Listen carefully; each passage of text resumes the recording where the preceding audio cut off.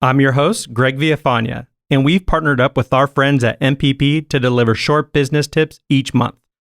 Having expertise in the swimming pool industry and business world, we believe these messages will truly help your business. So without further ado, let's jump into this month's business tip.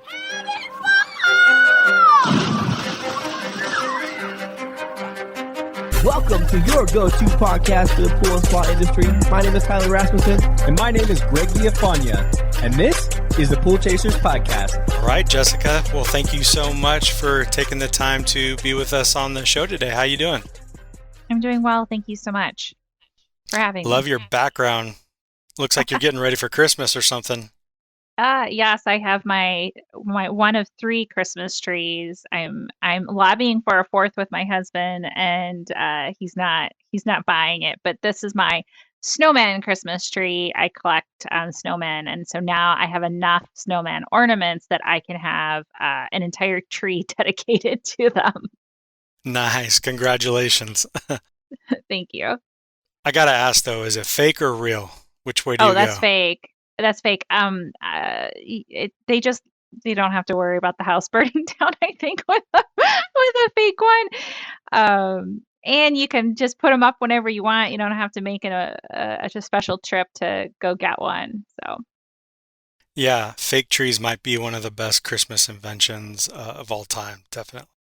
So today we're going to jump into a topic that a lot of people might be wondering about, especially this has been some unprecedented times that we're going through where there's a lot of jobs available. People are jumping from, job to job. It's just a really interesting time. So we definitely all need to learn a little bit more about hiring and different things like that. So today we're going to be talking about some of the most common HR mistakes. You ready for that? I hope so. I hope the listeners enjoy it. It can get a little dry. Yeah. So real quick, I haven't done it yet. I do apologize. So Jessica, can you introduce yourself to the listeners so that they don't think that, we just got somebody random off the streets to talk about this? Sure. My name is Jessica Janiszewski. I'm the Vice President of Human Resources at National Pool Partners. I've been in HR, I like to just say over 20 years now. I don't want to commit to a real number after 20. I'm what you call a true generalist. So I've worked in a variety of different industries, different size businesses, from privately owned small businesses to large publicly traded global organizations. But I am a true generalist. I've never specialized in one functional area of HR, which I really like. I like knowing a little bit about everything. And know enough to be dangerous, but also know enough when I don't know enough, and to go do the research, which allows you to continue to learn. Yes, so you are qualified and you have been hired to be on this episode. Easy. Yay! Yeah. All right, so we're going to go through this, and the first one is hiring and firing talent based on gut feelings. So can you tell us a little bit more about that? Sure. I think one of the first priorities is making sure that when you're hiring someone, you have some type of job description that outlines what you expect of the position, right? So what are the job requirements? What does the person have to have in order to perform the job? What are they expected to do on the job? And then there could be also, you also want to include some of the physical requirements for a job, especially in the pool industry. You have technicians, they have to be able to lift, if they have to lift a pail that may be up to 50 pounds, you want to be able to outline some of those expectations in a job description. I think that's kind of like your baseline. And then from there, when you have an employee that you've hired and you've trained and they are struggling, they're not meeting your expectations, I think you need to be able to show, okay, well, here's my written expectations. We've talked about these expectations. And so now I need to document your performance issues against those expectations, right? And I think from there, it's making sure you're having regular conversations with your employees. Even if it's a 10, 15-minute check-in every week, or maybe a half hour sit down once a month. Every position and manager is a little bit different. I meet with my employees every week. We spend about an hour going through what's happening, topics, and then I check in with everybody just about every single day. And in those conversations, when you are having performance issues, our goal as managers or owners is to improve employee performance, right? The goal shouldn't necessarily be to terminate an employee. You've invested a lot of energy and time and money into that relationship. And so I think that's what the goal should be, is to get the employee to improve their performance. And then also too, and this is just kind of like that common HR thing, is document, document, document. So when you've had those conversations, having some mechanism just to record. I mean, it doesn't have to be fancy. It doesn't have to be a special disciplinary action form. It could just be a journal. On such and such a date, I spoke with so and so about X, Y, and Z. I always like to encourage my managers to follow up with the employee after you've had the verbal conversation. You can follow back up with the employee and say in an email, hey, today we talked about X, Y, and Z. These are the expectations I have for you going forward. We're going to meet once a week until this performance is improved. I know that seems like a lot of time and energy, but again, the goal is to improve performance, right? That's an investment you've made in the employee. And doing these types of activities kind of takes some of that subjectivity out of some of the decision making and puts the objectivity into it, so that if you get into a situation where you have to terminate the employee, you kind of have all your I's dotted and T's crossed, so that if the employee comes back to you and says, well, you treated me differently because of my gender, or I don't think you were being fair to me because I have purple hair, whatever the case may be. It just is your way to go, well, no, we had a conversation on this date, and here, I outlined it. Oh, you even signed the document that said we had this conversation. So I think that's where you kind of get rid of the gut feel and have a little bit more objectivity there. I love that, Jessica. I mean, you're really setting your team up for success when you're documenting all those things because, thinking about it, we didn't do that a lot. We wanted to, but we were not consistent. But if we would have documented it and, given it to the employee so they knew what to work on or what they were doing really well, because we might do a review 6 months later or quarterly or however it was structured, they would be able to take that email or take whatever documentation and try to tweak those things. But if you're not doing that and you're just expecting them to do what they're supposed to, most of the time they're not going to do that, right? Because you're the owner, they're the employees. There's a reason why everybody has their role. Right. And let's jump into the next one, which is misunderstanding wage and hour laws. This is probably one where I see it is probably the most common mistake I've seen so far, especially in this industry. I've also seen it in pest control. But so we have wage and hour laws. We have our federal law, which is FLSA. And then many states have their own wage and hour laws. Requirements. Minimum wage is covered by that. Overtime is covered by that.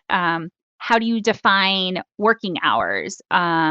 Record keeping requirements, and then employing minors usually is covered by these laws. But a pool technician, by the nature of the job that they perform, you should be tracking their hours worked, so their start time and their stop time, and any meal breaks that they take. And you also need to be making sure that you're paying them overtime.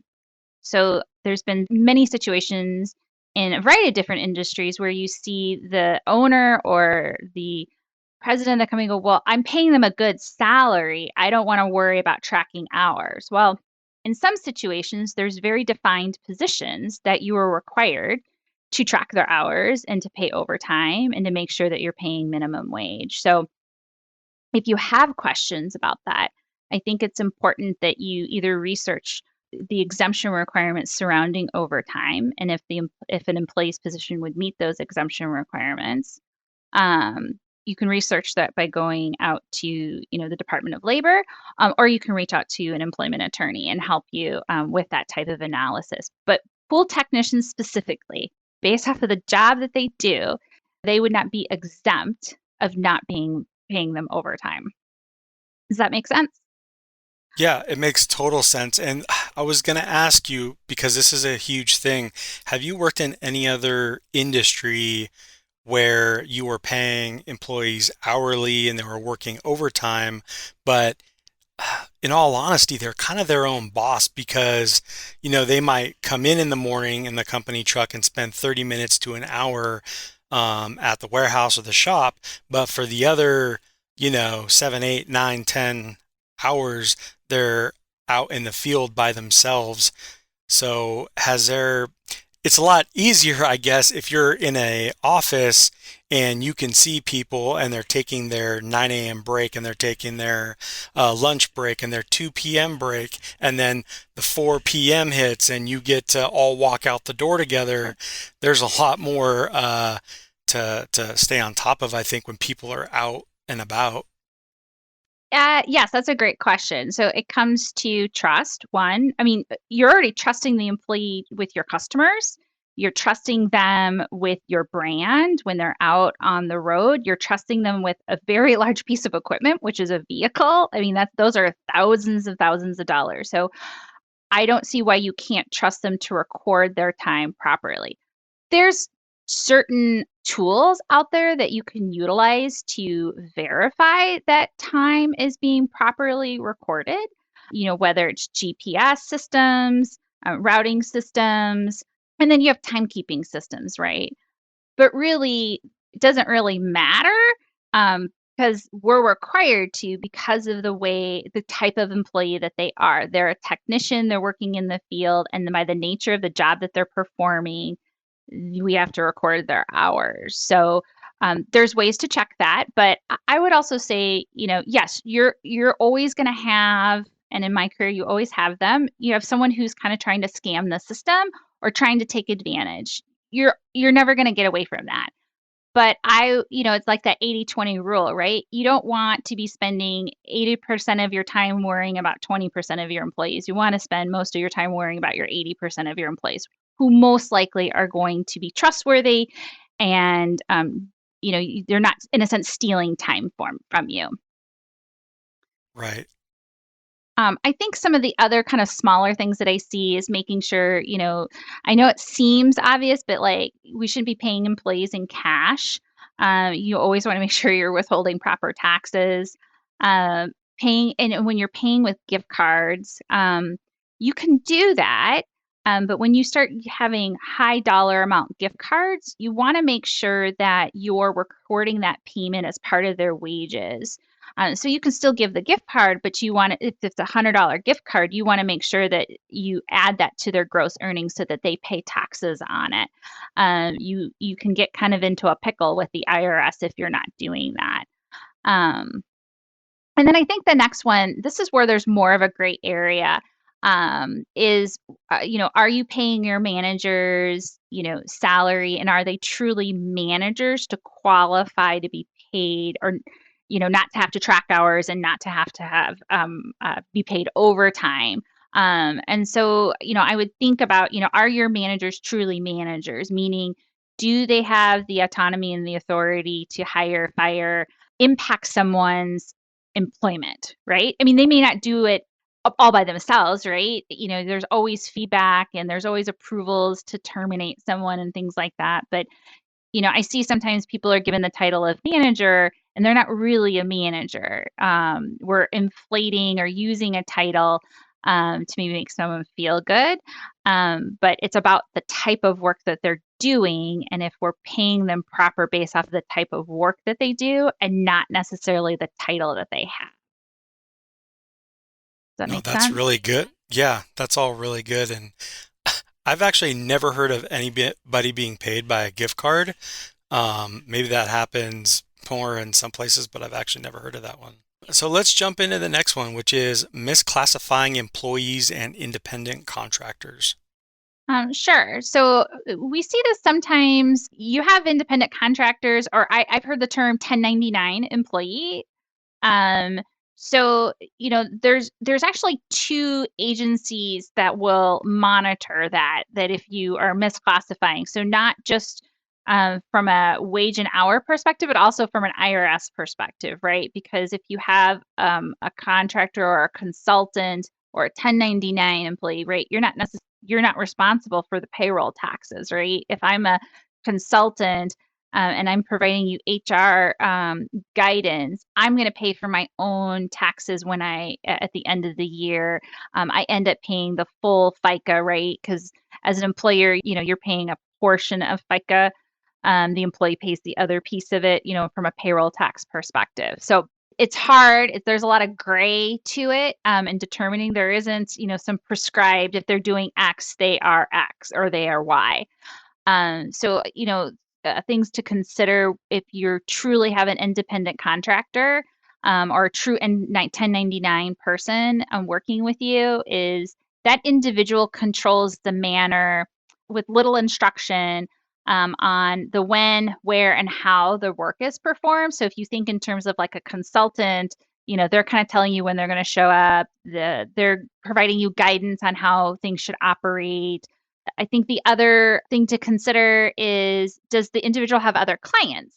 So are you not, are you the sole client? Are you the sole person that you're providing work for? And is it their same services? In a sense, are they maintaining a separate business for you? Making sure that they are filing tax returns. I think the other thing, making sure that they're not receiving any of your company provided employee benefits. So they're not participating in your medical or dental plan, or maybe participating in your profit sharing program or IRA, simple IRA that you might have as a small business owner. So if you're confused or not sure, I really think that you should research that. Maybe reach out to an employment attorney to determine if someone is a 1099 employee. I've heard a couple of times talking with some businesses, well, the employee wants to be a 1099 employee. They don't really get a choice. Actually, as the business owner, you decide, is they truly an independent contractor, or are they truly an employee of mine where I'm directing their work? I'm telling them how much they're going to be paid. I'm giving them direction on where to go do their work. I'm providing them benefits and things of like that. Right. And a lot of that information can be put in the job description, correct? Before you even hire somebody, letting them know, how legitimate the business is, and expect, to spend a day or two in HR. I know when I've had other jobs outside of the pool industry, being with HR could take up to 1 to 3 days. Working for the Department of Defense, it took sometimes a week or two, because they're going through background checks, they're going through so many different things. But there's other hiring firms out there that's all they do. So you could almost like send employees there, and they could help onboard. That way they understand not so much the pool service side of the business, but in being an employee in the state of Arizona or Florida or wherever it is that you're from. Correct. Was there anything else on that one that you wanted to cover?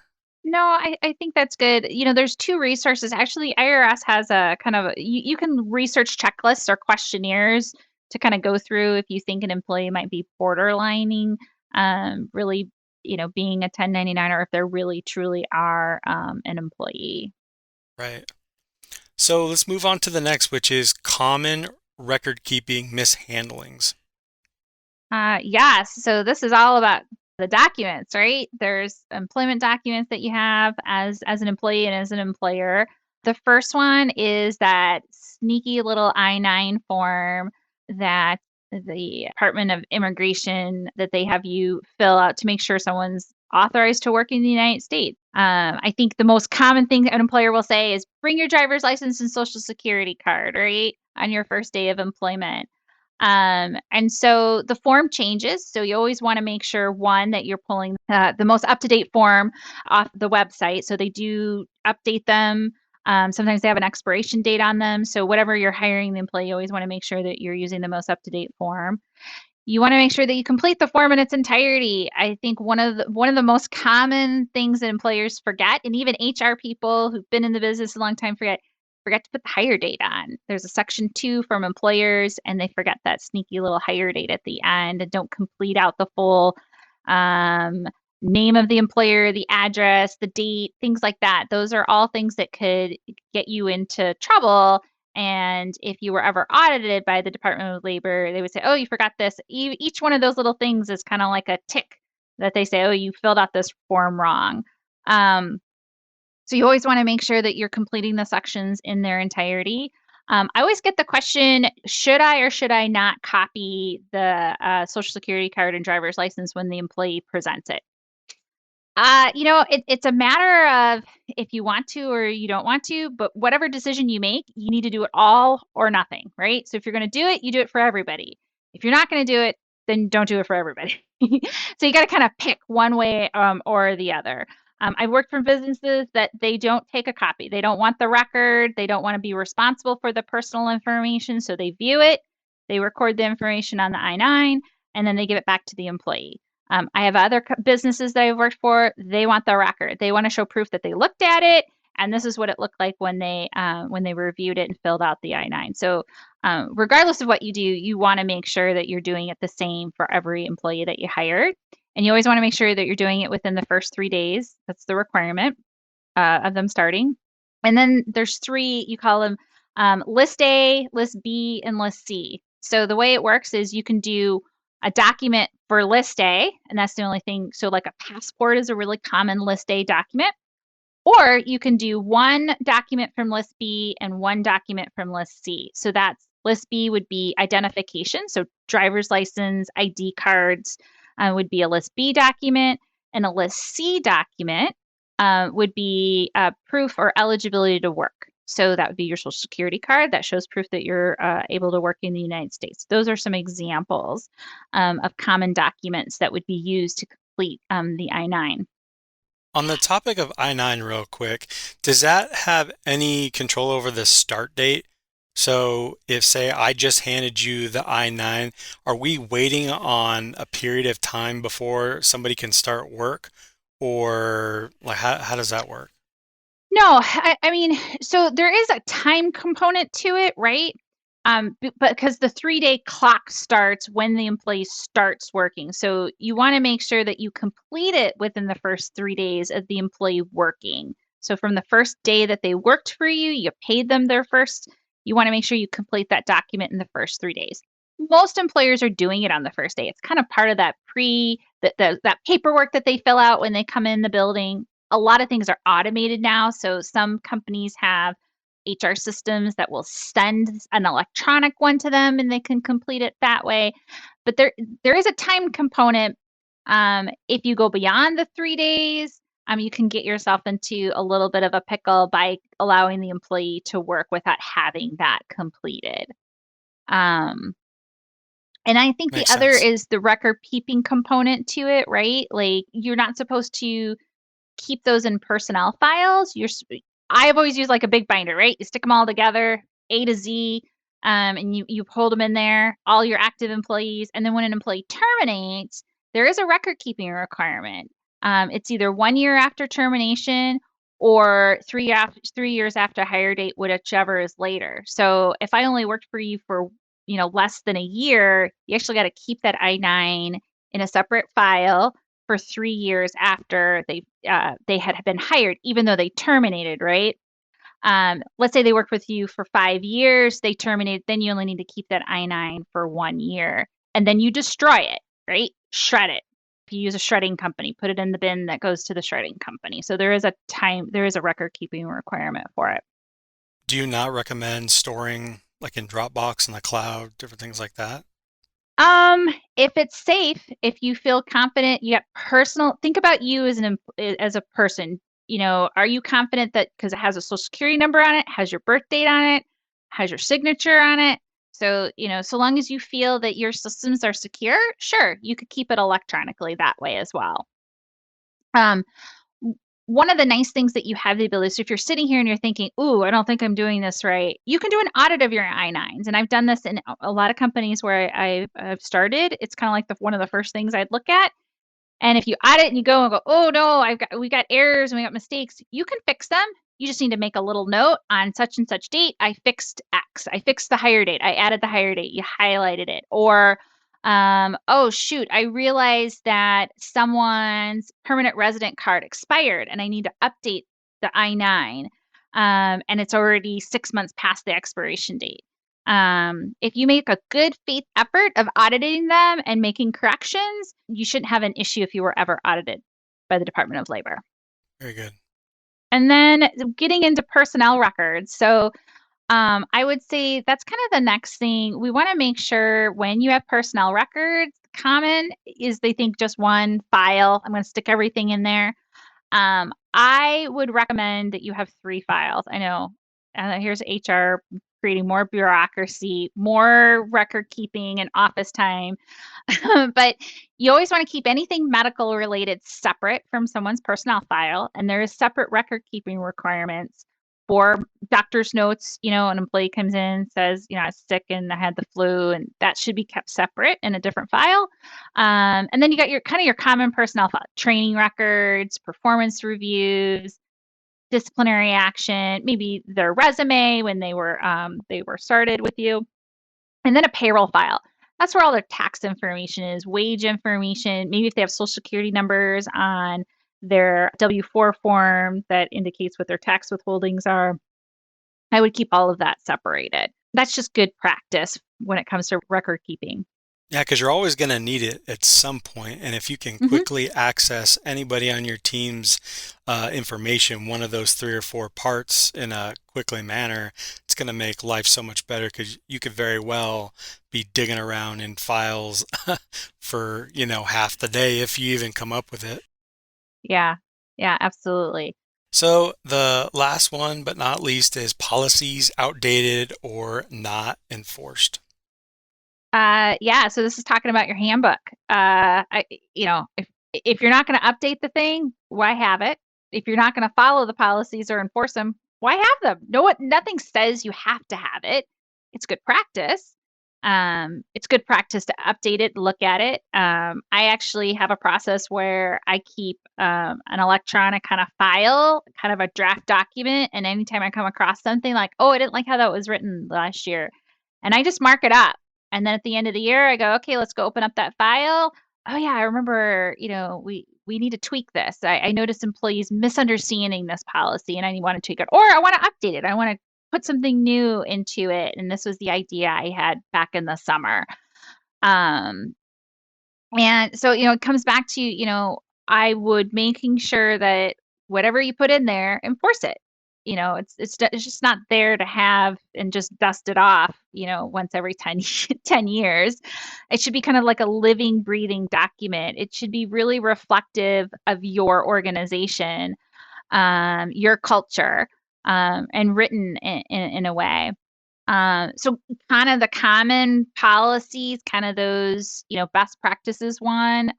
Most states are what you call an employment at will state. So you should have some type of statement that says, I can fire you, at will. You can also leave at will as an employee, right? That's the relationship. Most states in the United States don't have a contractual relationship. Like if you're in Canada, the relationship between the employee and the employer is driven by a contract, right? And we don't have that here. An equal opportunity statement. You should have conduct. What's best practice when, from a behavior, right? We're not telling each other to, F off. We're not telling, our clients that we're not falling asleep in our truck. We're not drinking on the job, all those things, while, they seem common, they're not so common for some people. So, you want to have those conduct statements. We're highly recommend you always have some type of unlawful harassment policy or like anti-sexual harassment policy, how to treat each other, with dignity and respect. And then you kind of have those PTO, time off, vacation, sick, benefits, leave policies, attendance policies, timekeeping, all of those things I think are a good place to keep in your handbook. There should always be kind of like a health and safety section, and I think you could do an entire podcast on safety requirements as well. But you might have like your background check. Do you do background checks? What's the process for that? Why do you do background checks? What things are you checking? MVRs.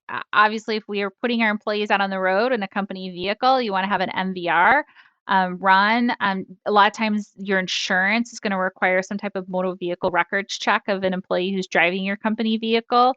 So you want to outline what are you checking, how often are you checking it, and then a drug screening policy. So if you are going to drug screen, you should have policy on that. When you drug screen, how often you drug screen, why you're doing it, what happens if you have a positive test. Those things should be outlined in that type of a policy. We touched on attendance.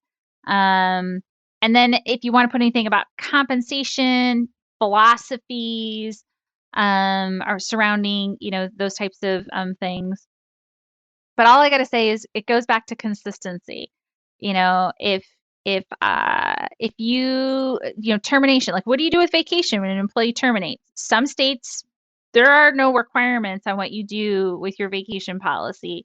Some states have a requirement for sick time.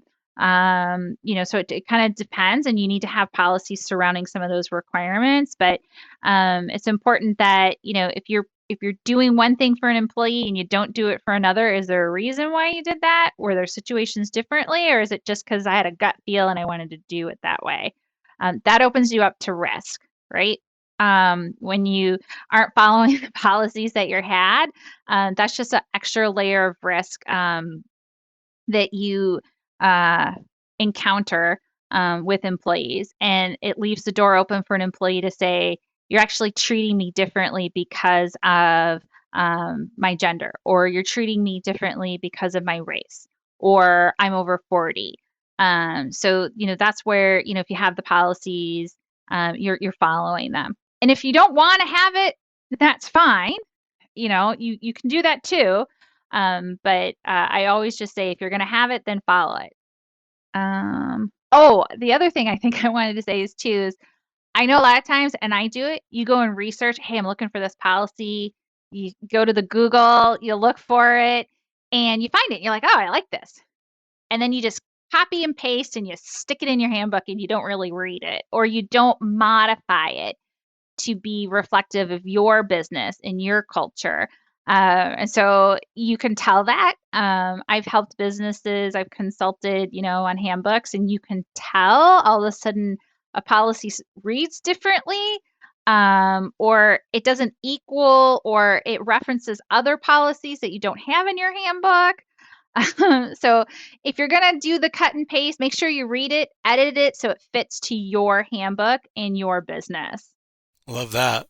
I think that's all important. I think the handbook is something that doesn't get done, but I think is probably one of the most important things that a company has to have, because it also saves you a lot of time, and time is money, where people are constantly asking you questions, even simple things like, what do we do, on Thanksgiving break or Christmas break? There's so many different things on, maybe you accrue so much PTO or sick time in your first year, but it bumps up in your second or third year. All these little things that you could actually reference, like go to the glossary or go to the index and find that section, read it over. It's an easy read. And man, just let that thing work for you. Invest the time into putting a really good handbook together and just let it work for you. Yeah, I agree. I like that. Let it work for you. That's a good comment there. To me, the handbook is like one of the foundational pieces when you start hiring employees is, and it doesn't have to be complicated. It will evolve as you get bigger and you grow your business. You'll start to realize, oh, I need to add this, or I want to talk about this, because there's just more employees, right? And your time is valuable. And when you get up to 20 or 30 employees, sometimes it's hard to talk to 20 or 30 employees throughout the day. And so having a handbook really can kind of help lay that foundation for how you operate as a business. Yeah, and I will say, because I think this is big in our business, is probably nepotism. And if you have a fear of that, this can probably help protect that because say I hired my son or daughter or, whatever it may be, it's like, you're getting the same handbook as everybody else here. That way you don't ever, feel like if you have to like let them go or, reprimand them. It's like, hey, this is the way it is here. And I told you that from the beginning when you got onboarded. This is the way that it is. I think that's super important because a lot of people have family in the business and they just keep them around because they don't have awkward dinners. I don't know. It's tough. It's really tough when you have family members working for you. Even in large companies, we have that. And sometimes it works. Sometimes it's great. It works well. I get to see the side when it doesn't work well. And I could tell you all kinds of crazy stories of things that have happened. So Right, I bet. Is there anything else that you wanted to share with the listeners before closing? one thing that I just want to mention, especially because we're getting to be that time of the year, or at least coming to a beginning of a new year. So, if you have 10 or more employees, you are required to have OSHA logs. So, that's a log where you record when an employee is injured, and based off of the severity of the injury, what kind of medical treatment they may have received, if they were off of work or they had restricted duty, you have to keep a log of that information. And then you have to post that information every year. So I just want to mention that posting requirement, I think, comes up in February 1st every year. You have to post it in where you post all your employment posters. So I think it's just important to remember if you're over that 10 employee mark, you should be making sure that you are keeping your OSHA logs. Even if you have no injuries for the year, which is fantastic, you still have to have the log and you still have to post it, even if it just even if it's blank. Very good. Well, thank you so much. Have you ever watched The Office? Yes. Yeah. Well, I have to say you're much cooler than Toby that works in the HR department because he just got thrashed. That's like his sole role and character in that show. Oh, he just looks so sad and pathetic and disappointing. I always want to just kind of like hide my head when people talk about Toby. But it's, I enjoy my profession. I feel like I'm always the heart of an organization and, I enjoy learning about what my employees do and I enjoy having conversations with them and it's fun and exciting and never one day is the same. That is for sure in this job. I bet. Well, thank you again, Jessica. We really appreciate you taking the time to share all this information. It's extremely valuable. I'm sure there's going to be a ton of people that just put this episode on repeat. So thank you again. Sure. Absolutely. Thank you so much for having me. Thank you so much for listening. If you'd like to learn more, you could hit the link in the show notes below or visit poolchasers.com. If you'd like to learn more about MPP, visit go-mpp.com. See you out there, Pool Chasers.